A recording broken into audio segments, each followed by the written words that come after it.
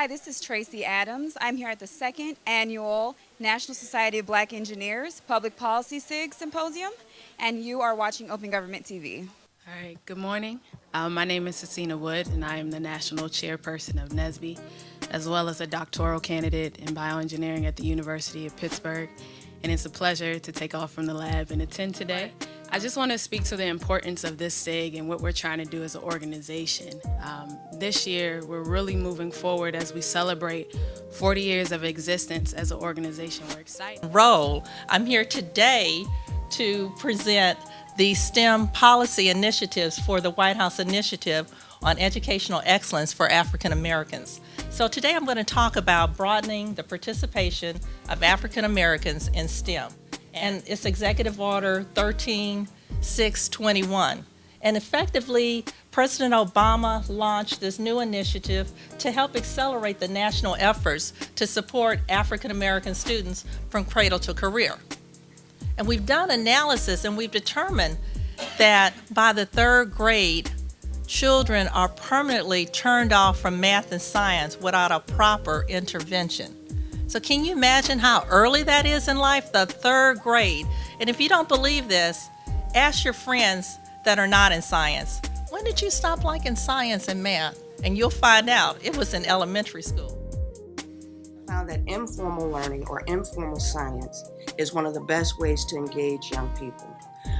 Traditional classrooms, okay, we may acknowledge that works, but for especially children of color, they have to see how it relates to them, why it's important, how their ideas could mean something and it can do something for someone outside of themselves. I work with science teachers to help them develop innovative and creative curriculum based on real-world applications of science. So I approach my informal science teaching from an industry background, the end point. So I reverse engineer that process. I also work with parents to teach them how to encourage their kids in science, because it's all well and great if we give them these engaging activities in the informal setting and even some in the formal classroom, but if it's not reinforced at home, then what changes are you making as far as sustainability? Well, the panel discussion was about developing a new paradigm for innovation in education. And our panelists spoke about innovation and creativity, how those elements should be primary in education systems. And unfortunately, we're losing that. This morning was great for me. I learned a lot of different things that I didn't necessarily know existed as far as the various initiatives through the government sector.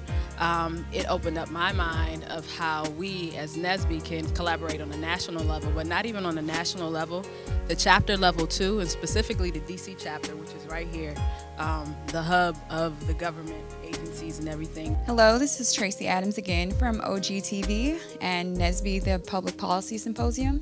I'm here with Ivory Tolson. He is the Deputy Director of the White House Initiatives for HBCUs. Some of the things that we're doing with the initiative related to STEM and HBCUs is we're monitoring federal spending on HBCUs so that they can have the types of programs like the AMP program. One thing to think about is an annual SIG meeting of all the members, just to refresh and share ideas and start planning for the following year, and also give a lot of not just input, but make the members feel like they really belong to the SIG and have a vested interest in participating. I would add to that some of the conclusions or some of the major feedback was to have partnerships with major stakeholders, to really think about how NSBE can position itself to, as was mentioned earlier, have some professionals in the classrooms. So from a standpoint of not only director here, board member, and person that has worked in government, where do you see the gaps in the future of us plugging those gaps?